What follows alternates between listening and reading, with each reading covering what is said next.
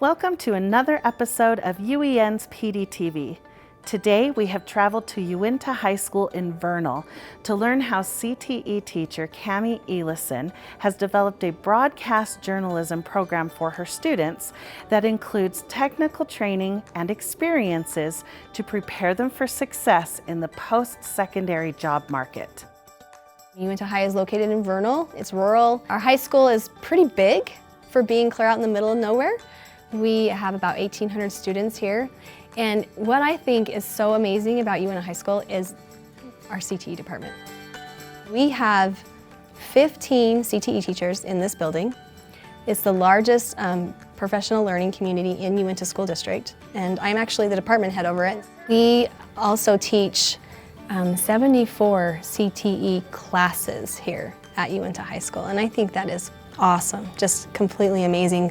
We provide that for our students here in the basin. I love it when my kids are like, you know, that's one of the things I'm going to use in my life, and that's what I want them to have. When they leave my classroom, I want them to have useful tools. Throughout this episode, we'll learn how Cami oversees the school's broadcast journalism program. We'll explore how she utilizes state-licensed tools and gives her students opportunities to communicate with experts in the field to provide hands-on, meaningful learning experiences. In 2020, when the pandemic hit, I had a senior that year, and I also had all my students that were graduating, and I just thought, they're not going to get a graduation. This is so sad. And then I called my principal and I said, I know what we need to do to give these kids this graduation.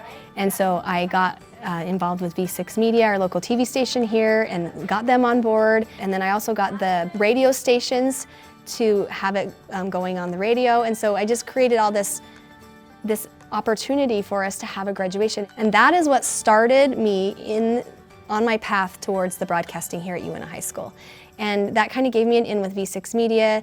They helped me a ton get involved. We started broadcasting all of the sports and any activities that were going on that year because nobody could come. And it just kind of blossomed from there. Well, and the whole purpose of CTE classes, career and technical education, is to get students ready for post-secondary life. That may be additional education or certifications, but it could be right into careers. To me, that also means it needs to be really hands-on and really meaningful. So tell me a little bit more about this partnership that you've developed. You mentioned you reached out to TV and radio stations, and how you've enabled your students to communicate with experts to prepare them for the work world. So Dell Allred at V6 Media, I call him my wizard because I call him every time something goes wrong and he fixes it. But he comes in and he talks to the students, he shows them how it works, how to run a program. He's helped us buy equipment that would help us be able to be used in the field and also in our classrooms. He's allowed us to go down to his studio and work in there. He lets our students come because they do their own video production sometimes, like for the Uinta Union football game, like the big stuff. Like he'll have my students come and be on the field with the people that work for him, and they get real life experience. I've had students make hype videos, and he's hired those students because their hype videos are so amazing. I want to know a little bit more about your DECA project as well, because that's another really cool part of what you're doing, that you can have cross-curricular projects, things where different classes are interacting, because that's life. We have to have a lot of skills and a lot of people working together. So first, what is DECA? And tell me more about that project.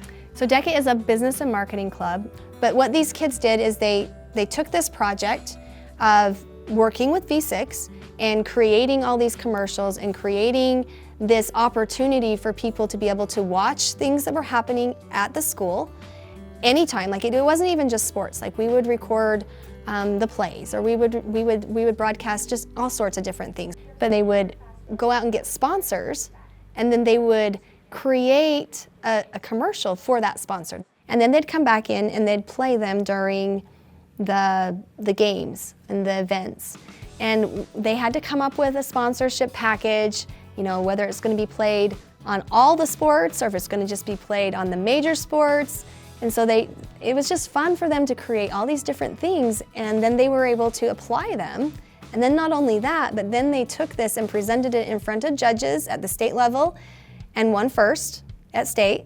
And then they took it to the national level, and I'm talking national, so like Canada, Chile, like all over the world. International. Yes, international. Wow. It is an international conference, and they took 4th place overall. And it was amazing to see. I get chills just even thinking about that, because they were so excited and they worked their tails off to try and get this done, and it was amazing. And now those kids, like, they went in and spoke to the Chamber of Commerce about it, and like one of the guys raised his hand in the back and he's like, "Can I hire you right now?" And that's what's so cool. That's what I love about CTE, because these kids are learning things that are real applicable in the world. You know, I keep telling my kids, you wait, because we're gonna do video resumes this year.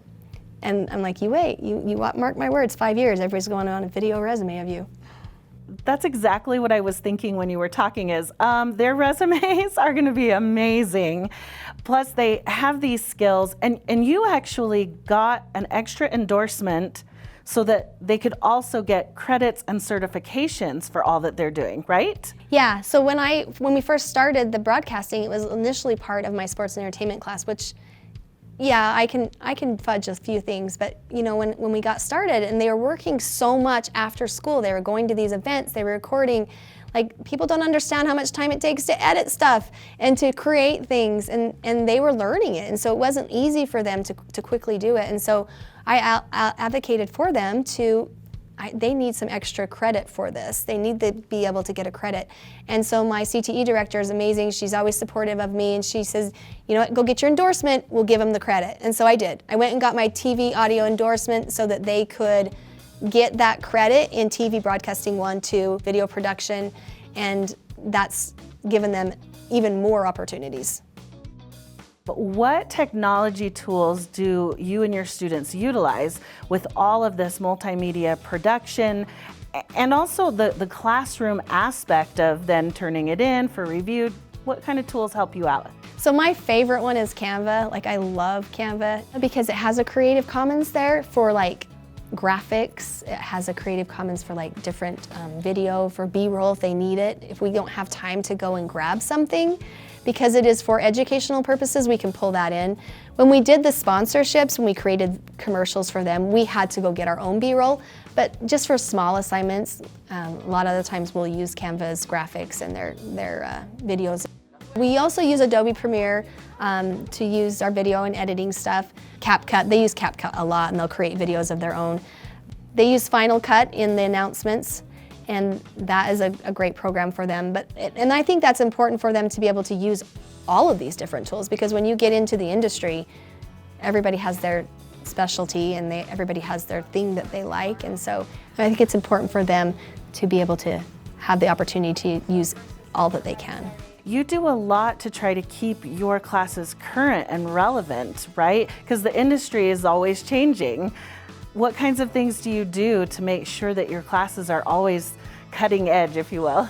Well, you know, they tell you that 85% of students right now are going to have jobs that aren't even created yet. And so I keep that in the back of my mind all the time, because I think it's important for them to understand that there's so many opportunities out there, even from this small rural community. And so I don't want them to get streamlined into what their parents have always done, or what their grandparents have always done, or what the family business is. Like, even the family business, there's different things that you can do. Become a content creator, be involved in the social media of that business, you know. And so this year I had the amazing opportunity to pilot the new content influencer marketing class for the state of Utah. That was so much fun, and I think I learned more than the kids did, but it's just amazing the things that they can do. And I want to make sure that they have the opportunities and the tools and the availability of whatever they need in order to do those things. Thank you so much for sharing what you're doing here at UEN High School. Thank you. Thank you for coming. Now that you have seen Cammie and her students in action, consider how you can develop 21st century college and career ready learners in your classroom as well. EdTech Competency 1A includes demonstrating competency in using local and state licensed digital learning tools. For example, UEN supports the use of the Adobe Suite. Adobe is a great example of a tool to use with your students because it helps them develop from basic levels using tools like Adobe Express onto intermediate levels with tools like Adobe Rush, and then to advanced levels with tools like Adobe Premiere Pro. So as students utilize these tools, they gradually build up to being able to use industry standard tools. EdTech Competency 3B includes facilitating learning through communication. This includes providing opportunities for students to communicate with local and global experts. One tool that can help you reach out to such experts is found in Utah's online school library. The Talent Ready database has listings of professionals in a variety of fields who are ready and willing to collaborate with you and your students. As we've said, a big part of CTE instruction is connecting students to various career pathways. There are a variety of resources in both eMedia and on the UEN website to help you understand how you can make connections to careers no matter what content area or grade level you teach. There are also a lot of resources to support teachers who are specifically interested in teaching broadcast journalism and other filmmaking skills. When you consider the filmmaking process of pre-production, production, and post-production, and the communication skills that are involved in that, you can see how that could be beneficial in any classroom. UEN has a lot of helpful resources in this field as well. You can visit UEN's Digital Media Arts website, the Digital Media Arts Hub in eMedia. You can also reach out directly to UEN's media team to participate in their In the Field program, where they will visit your school and help mentor your students in digital productions. And you don't want to miss UEN's Students in Focus series that highlights student productions from around the state. For even more ideas, resources, strategies, and tools to help you implement these competencies in your classroom, be sure to visit uen.org/PDTV and look for the teacher toolkit that accompanies this episode. Thanks for watching UEN's PDTV. To access more professional development resources from UEN and to schedule a training, visit uen.org/development. We'll see you next time.